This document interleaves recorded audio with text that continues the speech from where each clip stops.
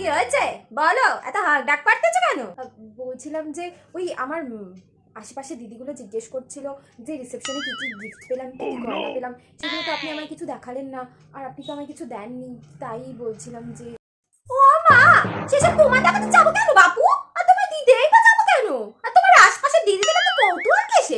জানতে চাইছো বলে বলছি, সেসব আমার ঘরেই আছে, সব গুচ্ছে রেখে দিয়েছি আমি, সব গোছ করে রাখা আছে।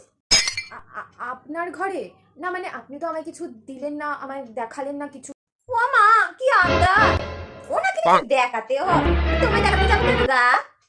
অনুষ্ঠান যখন হয়েছে তখন অনুষ্ঠানটা করছে কে, তোমার বাপে না আমি? আপনি করেছেন। তাহলে তোমায় দেখাতেই যে বা যাবো কেন, আর দিতেই বা যাবো কেন? আচ্ছা, ঠিক আছে।